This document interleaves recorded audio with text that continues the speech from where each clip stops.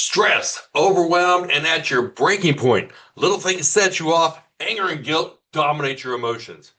What you're feeling is real, but it's not the whole story. Feeling those financial pressures, the emotional guilt, and the physical depletion. We aren't just naming logistics, we're naming the cost. That disconnection, that feeling of being physically present but emotionally miles away. That creeping guilt. Yeah, I know it all too well. Well, let's slow this down a bit, and later this video, we'll talk about ways you can take time for yourself without feeling guilty.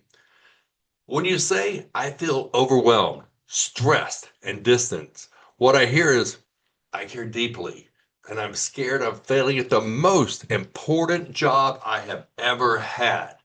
That fear, it's not weakness, it's love, dressed in exhaustion.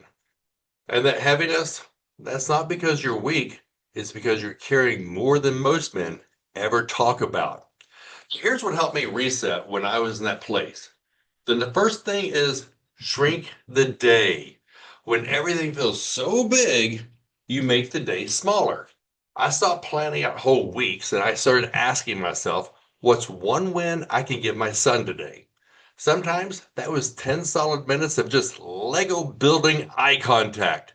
Sometimes it was saying, hey, buddy, I am so tired today, but I'd love to watch you build something. That goes a long way just hanging out with your kiddo. Another one is move the body to quiet the mind. I'm not saying train for a marathon, but I am saying walk around the block, stretch, and breathe. Your nervous system is screaming for safety. Motion reminds it that you're not trapped. Oh, here's the one. Money worries. They need boundaries. We can sit around and worry about money all day long. So set a 30-minute worry window. During that time, write down every money fear, every to-do, every wild scenario that will probably never happen, but it's going through your brain. You're solving problems that will never happen, but write them down anyways. Then close the notebook. You've honored the fear, but you don't let it run your entire day. Another one is micro moments of presence. Okay, you don't need to be on all day long. You just need a few real moments. When you hand him that breakfast, put your hand on his shoulder, say his name, lock eyes. That moment counts. Kids read your eyes, not your calendar. Be honest with your son, but be age appropriate. I've said to my son many times, Daddy's head feels full today. Or Daddy's in a fog. Daddy can't find his brain. But it's not your fault. I love you. I'm just figuring out how to calm it down. That teaches him two things. Emotions are not shameful, and connection is still possible, even in the most difficult moments. Now, let's see if I can say this correctly and explain this well. The kid eye view reset. I'm going to say it one more time. I'm going to try not to bounce when I do it. The kid eye view reset. This one saved me more than once. I look at my son and ask, what would he say I did today? What would he say I did today? Not what I failed at, not what I forgot, but what he saw. Did I sit with him? Did I say his name gently? Does he feel like I gave him the time that he needed? It all brings me back to what really matters. And finally, though, you're not broken. You're just overloaded. You're not failing. You're adapting. You're not invisible. You're raising a child who will one day know how hard you fought to stay present in his life. All right, folks, you ready to get even more real now? Get down to brass tacks, find some solutions and different things like that. We just discussed ideas for giving yourself grace with children. Now let's talk about creating grace for yourself. Here's what I've learned, not from books, but from real conversations with tired men and wrinkled shirts trying to be present for their kids while their minds are still stuck at work, at QuickBooks, look at MRI results. Maybe they went on job interviews and they did not get the job. We all know what it's like. We're reminded somewhere else, but we need to be present for our kids. So here's some ways busy dads reset. Not perfectly, but enough to show up again the next day. Let's talk about the truck sit. It is exactly what it sounds like. Sometimes the best reset is just sitting in the car without getting out. No podcast, no to do list, just silence. One guy I know parks in his driveway for an extra 5 minutes after work, window cracked, hands on the wheel, just breathing. That's his decompression chamber, his me time, before he walks in the door and is barraged with 20 different requests. And he gets overwhelmed like, what did I just walk into? Another way we can give time back to you is the third place.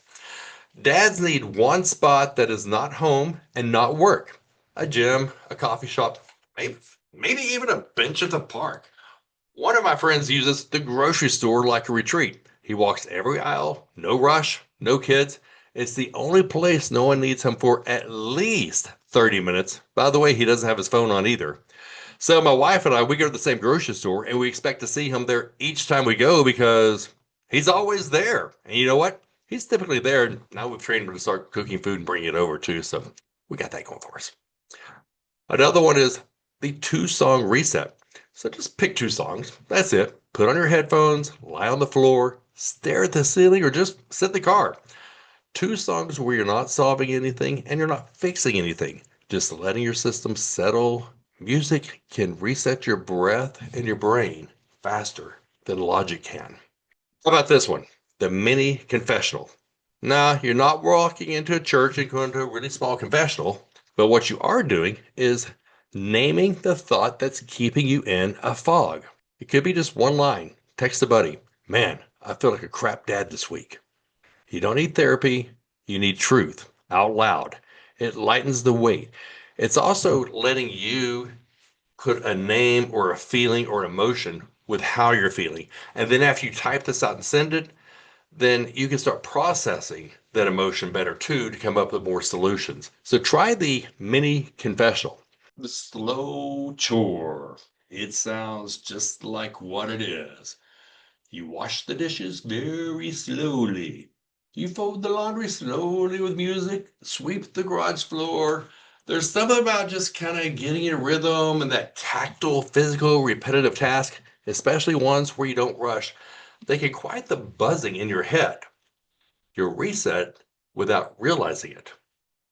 I typically work outside to help me focus, changing sprinkler heads or any small tasks that will allow me to decompress and still get back to work.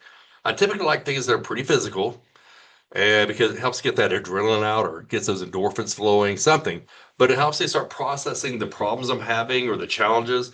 And then when I get back to work, I'm more clear and I can think clearly. So be careful, though, not to let those slow chores distract you and allow you to procrastinate. So you don't need a spa day. You need something that slows the spin. And the beautiful part is your kid doesn't need you to be a Zen master.